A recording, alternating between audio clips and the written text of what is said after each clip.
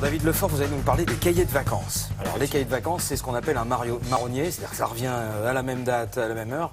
Quoi de neuf? Est-ce que vous pouvez nous expliquer sur ces cahiers de vacances? Alors, les cahiers de vacances, à défaut de vous avoir laissé de bons souvenirs, ça vous replonge effectivement en enfance. On est tous à peu près passés par là avec des bonheurs divers, effectivement. Ça continue de bien fonctionner, hein. C'est une spécificité française, d'ailleurs, je vais y revenir. Mais sachez que, bon an, mal an, quand même, d'année en année, tous les étés, on vend 4 millions d'exemplaires de ces fameux cahiers de vacances. Bah oui. Ouais, c'est d'ailleurs ce qui se porte le mieux dans le secteur du livre, qui lui affiche pas la même santé. La période de vente, elle est assez courte, on s'en est douté, c'est quand même un produit saisonnier, c'est mai jusqu'à mi-juillet. C'est d'ailleurs souvent dans les classements hebdomadaires des livres, l'été, les titres remontent comme ça et sont plutôt bien classés. Donc c'est effectivement un secteur qui marche bien. C'est surtout les primaires, les livres qui sont réservés donc au CP jusqu'au CM2 qui marchent le mieux. Dites pas ça parce que là, moi j'ai les miens, ils sont plus grands, vont dire oui, il a dit que c'était que les primaires. Il a dit pourquoi est-ce qu'on en fait? Ouais, il vous dira ce qu'il en pense et comment il a apprécié le truc quand on lui donnait des petits cahiers de vacances quand il était petit. 70% sont achetés dans les supermarchés parce que c'est aussi une des clés du succès de ces livres, c'est qu'on les trouve entre le frais et rayon biscotte, quoi. C'est vraiment un produit de grande consommation. Le prix, c'est 6 € en moyenne et le chiffre d'affaires, quand même, chaque année, c'est plus de 25 millions d'euros. Donc, c'est pas anodin.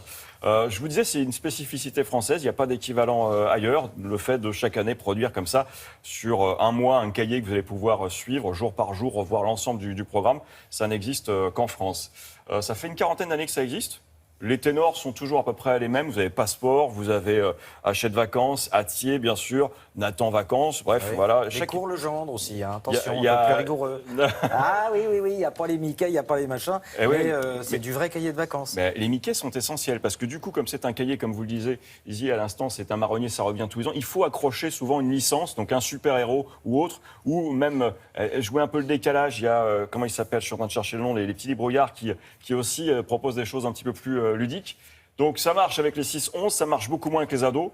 C'est-à-dire, il n'y a pas grand-chose qui marche non plus avec les ados, mais là, en l'occurrence, eux, ils sont pas fervents défenseurs de ce créneau-là.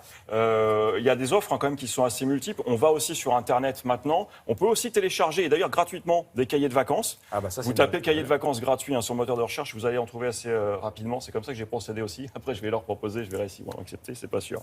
Je disais que c'était porté par des héros. Vous savez ce qu'ils aiment, les éditeurs? Non. Eh ben, un mois de juillet pourri.